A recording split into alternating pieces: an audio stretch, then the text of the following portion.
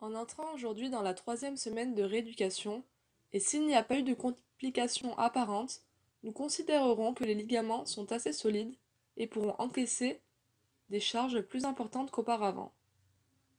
En guise d'échauffement, nous commencerons par effectuer des allers-retours sur 5 mètres. D'abord sur les talons, sur la pointe des pieds,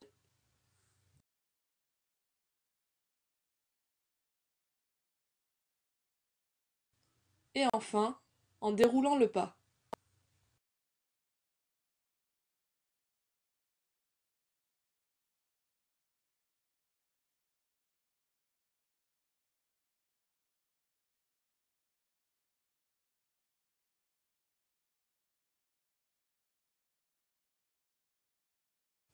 Ensuite, en posant l'avant-pied sur une marche, nous compliquerons l'exercice de travail excentrique du triceps sural.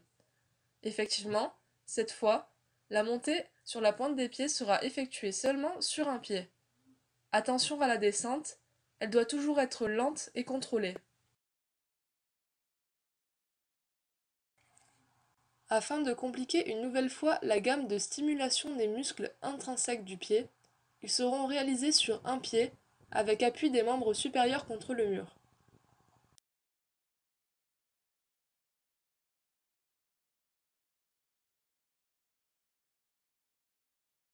Le travail de l'équilibre pourra aussi être réalisé en progression sur la pointe des pieds.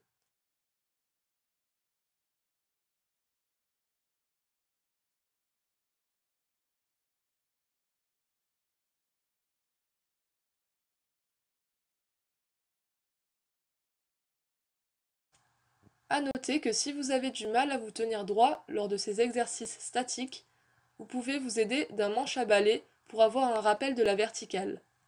Lors de cette troisième semaine, vous pourrez réaliser des tests d'instabilité de cheville. Ici, nous vous présenterons deux tests, le SEBT, ou le test de l'étoile, et le Side-Up Test. Ces tests sont décrits comme étant complémentaires et peuvent être réalisés sans matériel spécifique. D'abord le test de l'étoile. L'objectif est de se positionner au centre en appui unipodal et d'effectuer 8 trajectoires différentes. Avant, latéral, arrière, médial, antérolatéral, postérolatéral, postéromédial et enfin antéromédial. Ce test est également un bon exercice de proprioception qui a sa place à part entière dans la rééducation. Vous pourrez noter vos résultats de façon objective en mesurant, ou un peu plus subjective, la distance parcourue sur chaque branche de l'étoile. Le side-up test sera seulement réalisé sur la cheville saine lors de cette troisième semaine, car les sauts, la réception en contrebas et les changements de direction ne seront abordés que durant la quatrième semaine de rééducation. L'objectif de ce test est de réaliser 10 sauts latéraux à distance de 30 cm le plus rapidement possible.